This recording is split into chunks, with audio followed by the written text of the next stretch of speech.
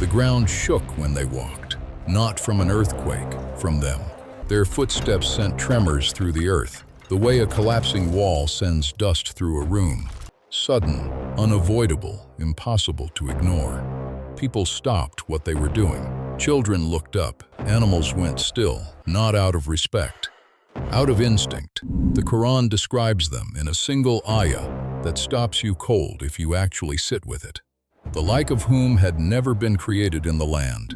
Allah, the creator of every human being across all of history, is saying these people were unrepeatable, a category of creation that existed once and never again. They carved their homes directly into mountains, not built against mountains, into them. They looked at solid rock faces and turned them into palaces, with corridors and chambers that the stone itself formed. They built towers so tall that travelers saw them from a full day's journey away, before the city itself came into view. Their civilization was not primitive.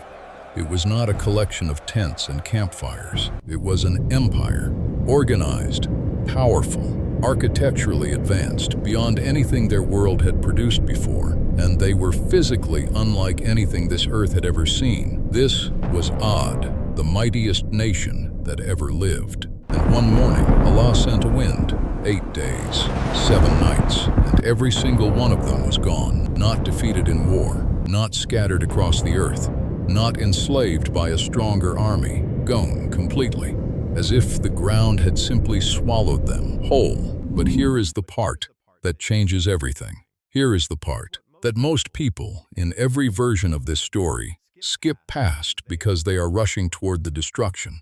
These people had a prophet sent to them. They had warnings, clear, repeated, patient, coming from someone who genuinely loved them. They had signs from Allah that were impossible to misread. And they did not just reject all of it. They laughed, they celebrated their rejection.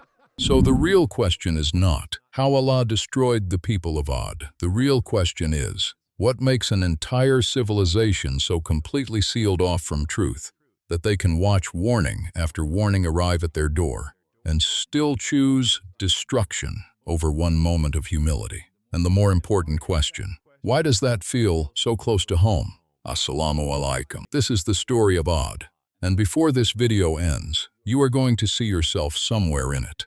First, you need to understand what Aad actually was, because the scale of this story matters. Most people hear ancient destroyed nation and imagine something small, a tribe, a scattered settlement, a few thousand people living in basic shelters somewhere in a remote desert. Aad was the complete opposite of everything small. They lived in a land called Al-Aqaf, identified by scholars as the southern Arabian Peninsula, corresponding to modern-day Yemen and Oman. And this land in the era of Aad was not the harsh, dry terrain many associate with that region today. It was fertile, lush, well-watered. Agriculture thrived, trade moved through it. Wealth accumulated naturally. Allah had placed them in one of the most blessed geographical positions on earth, and they built on that blessing, something the ancient world had no reference point for. The Quran calls their great city Iram, Iram of the pillars, and these were not decorative columns outside a building. Scholars describe structures of such colossal scale, such deliberate ambition, that they became the benchmark for architectural greatness across all of Arabia. Think carefully about how significant that is. Centuries after Aad was completely wiped from existence, when people across ancient Arabia wanted to describe something impossibly grand, they compared it to Iram, a civilization that had been erased from the earth, and yet its memory remained the standard for human achievement for generations. Their architecture outlasted them in legend, even after it had been destroyed in reality. And their physical nature. This is where something important needs to be said. Clearly, the Quran's description leaves no room for ambiguity, the like of whom had never been created in the land. Ibn Abbas and the early scholars of Tafsir describe them as enormous in physical frame, built in a way that separated them from ordinary humanity. They carved entire mountain faces into living quarters. They raised towers that pierced the skyline in a way nothing else did. They possessed a physicality that the world around them simply could not match.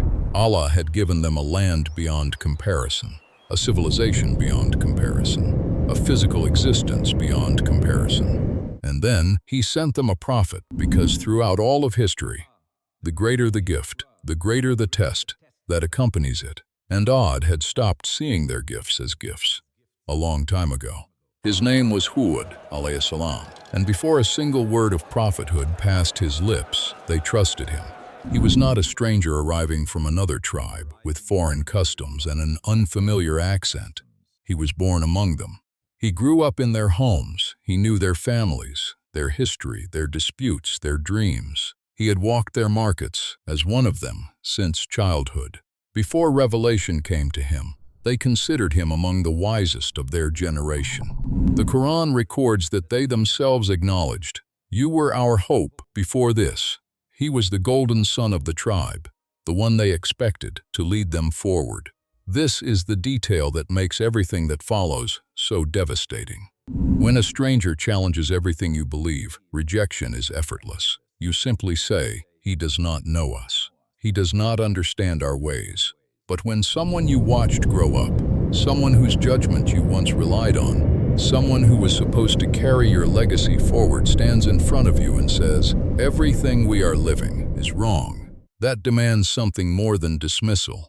It should have made them more willing to engage. It made them feel personally betrayed. Hud alayhi salam stood before the chiefs of Aad, before the towers, before the crowds, before the full weight of the most powerful civilization on earth, and delivered his message with the clarity of someone who knows exactly what he is carrying. O my people, worship Allah. You have no God other than Him. Will you not fear Allah? The chiefs looked at each other.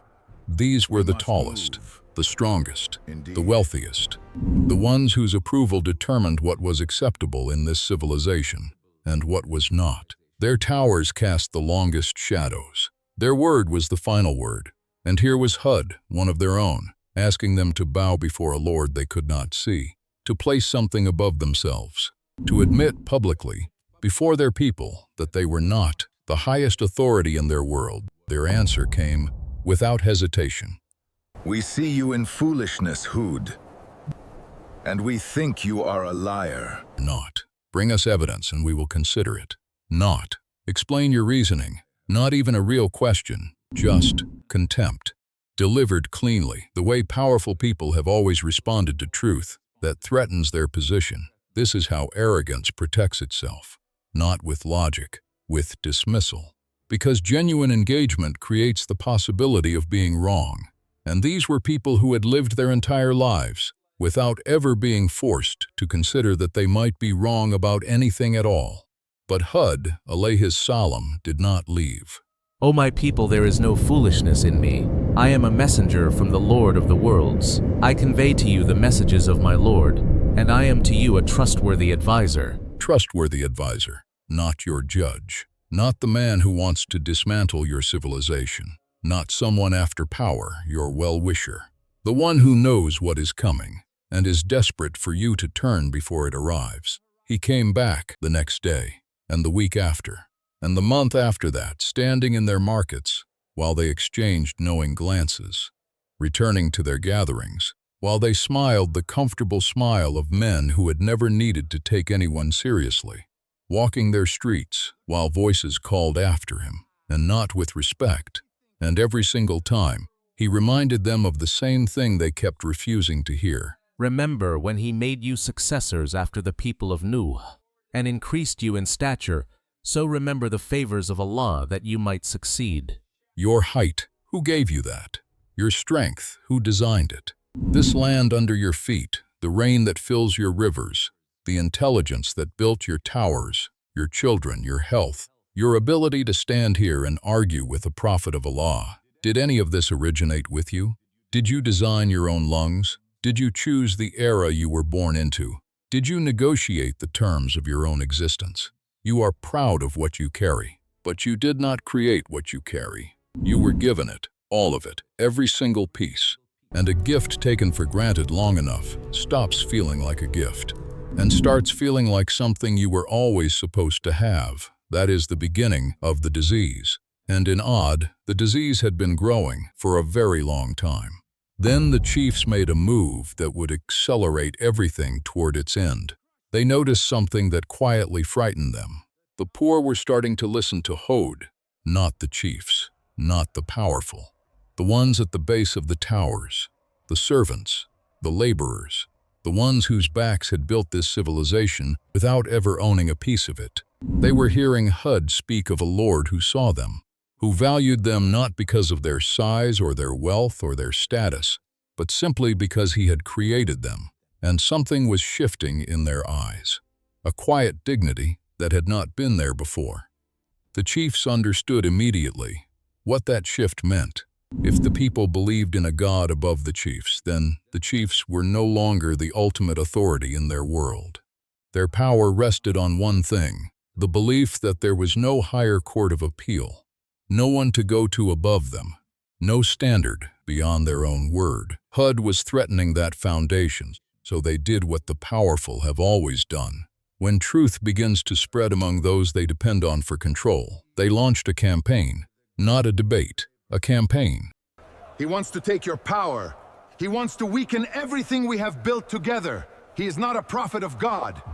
He is a man using religion to take what he could never earn through ability. And then something more calculated, more dangerous.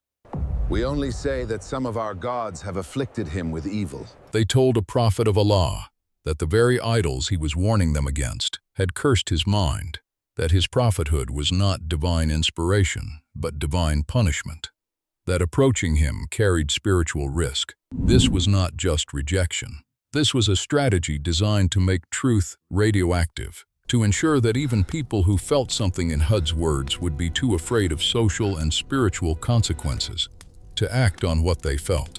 And Hud, alayhis salam, standing completely alone against the full machinery of the most powerful civilization on earth, said something that still lands like a stone dropped in still water.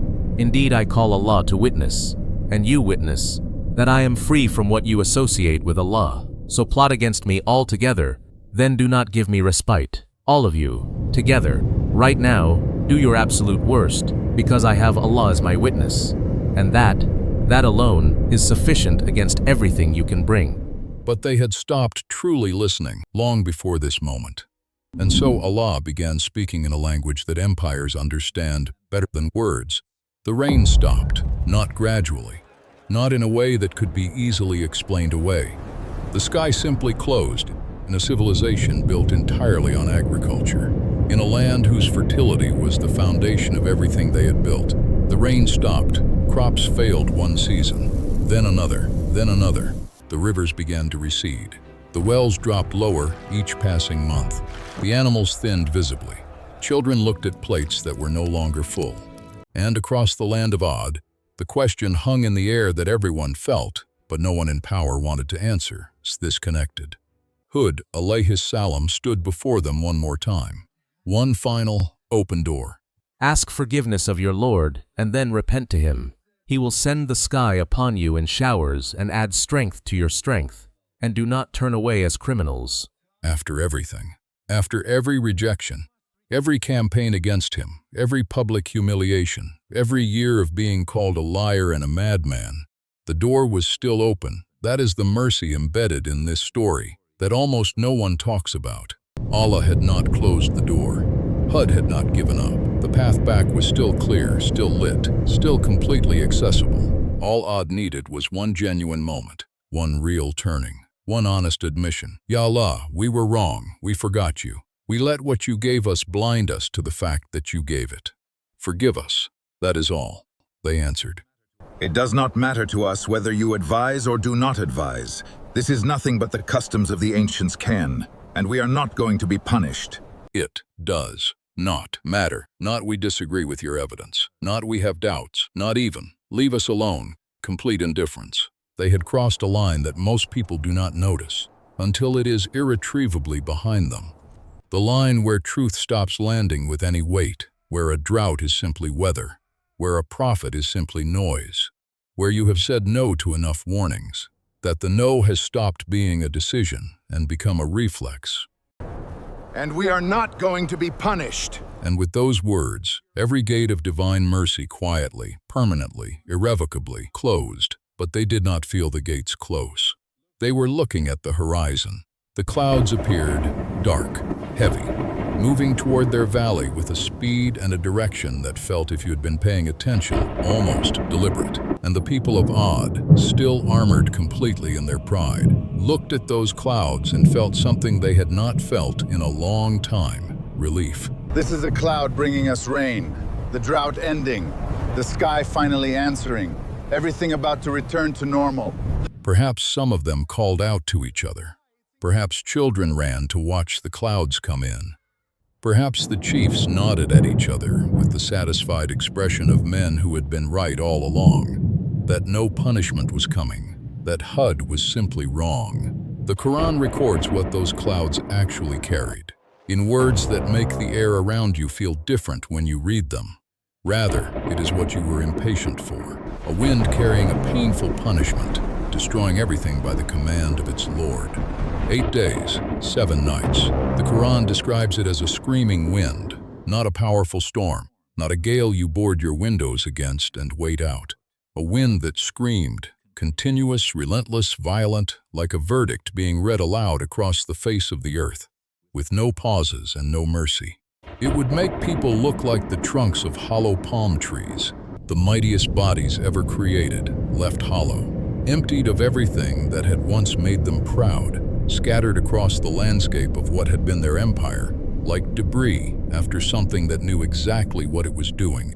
8 days, 7 nights, and then silence, where towers had stood, nothing, where the noise of the most powerful civilization on earth had filled the air, nothing, where the ground had trembled under their footsteps, absolute, permanent silence. Gone? Why so complete? Why every single one of them? This is the question the story demands. And the Quran answers it with 3 words that carry the entire weight of everything. They were arrogant upon the earth, without right. The distinction is everything. Strength is not the sin. Wealth is not the sin. Power is not the sin. Allah gives all of these things. He does not despise them in His servants. The sin is receiving a gift and forgetting the giver so completely that you begin to believe the gift exists because of you. The people of Aad declared their arrogance openly. The Quran preserves their exact words for us to read across all of time. Who is greater than us in strength? Not a private thought quietly entertained, a public declaration, a statement of civilizational identity, and Allah responds to them, not through Hud, not through another sign, not through another messenger, directly. In the Quran, preserved until the Day of Judgment, did they not see that Allah, who created them, was greater than them in strength? They were staring at their own power, the towers, the carved mountains, the bodies that the earth trembled beneath, and they had completely forgotten to look at the One who designed every element of that power, who engineered the intelligence that built those towers, who held the rain that made their land worth building on, who wrote the instructions that kept their hearts beating every single moment of their arrogance. Gratitude sees the gift and remembers the giver. Arrogance sees the gift and concludes it must be the gift. That one invisible movement of the heart, that one quiet forgetting, that is what destroyed the mightiest civilization this earth has ever seen, not the wind. The wind was just the conclusion of a story they had been writing, one rejection at a time, for years. And this is where the story stops being about ancient giants and starts being about you. Because the disease of Aad did not perish with them in that screaming wind. It survived. It adapted. It shed the towers and the carved mountains and put on entirely different clothes. Look at the world today and tell me you do not recognize it. Nations that possess enough military power to end civilizations, and use that possession not to protect the vulnerable, but to remind other nations who decides what is permissible on this earth. Ho is greater than us in strength. Different language, different weapons, same declaration. Individuals who have been given extraordinary intelligence, rare, Allah-given clarity of mind, and who use that gift primarily to feel superior to those they consider beneath them, who receive correction from people wiser than them, and respond not with reflection but with a rapid, automatic list of reasons the correction does not apply to them. Communities handed centuries of accumulated knowledge and religious tradition, who respond to sincere, loving advice with, "Who are you to challenge what we have always done?" The disease is not extinct. It is everywhere, in institutions, in families, in individual hearts, including, and this is the uncomfortable part, possibly yours. So here is the question this story places directly in front of you. When someone who genuinely loves you, a parent, a friend, a scholar, a spouse, gives you sincere advice that costs them something to give because they know you might not receive it well. What is your first reaction? Is it genuine openness, a real willingness to consider that they might be seeing something you are missing? Or is it the immediate, almost involuntary search for why they are wrong? The quiet defensiveness that rises before you have even fully heard what they said. When life sends you something difficult, a loss, a failure, a relationship that breaks, a door that closes without explanation, do you turn toward Allah and ask honestly, "What are you showing me through this?" Or do you immediately start looking for another route around the obstacle, another strategy, another way to get what you had decided you were supposed to have? When you hold your blessings, your health, your intelligence, an opportunity that arrived when you needed it most, do you hold them with open hands, genuinely aware that they belong to Allah and could be recalled at any moment? Or have they quietly, gradually, without you fully noticing, started to feel like things you earned, things you deserve, things that are simply yours? The people of Aad did not wake up one morning and consciously decide to be arrogant. They became arrogant the way most people do, slowly. One unchecked assumption at a time, one blessing acknowledged and then immediately forgotten, one warning received and filed away as coincidence, one moment of not turning to Allah, then another, until not turning to Allah stopped being a deviation and became the default. The drought came across their land, and they called it weather. What are you calling weather right now? That might be something else entirely. Hud, alayhis salam, survived. He and the small group who had stood with him through everything, the mockery, the campaigns, the public humiliation, the years of being the minority voice in a civilization that had decided unanimously that they were wrong, they were untouched. Same wind, same 8 days, same screaming sky, completely untouched. Not because they were physically stronger. They were ordinary people standing beside giants, not because they had built more durable shelters, because when Hud spoke, they heard him, not just with their ears, with the part of them that was still honest enough to admit what it was hearing.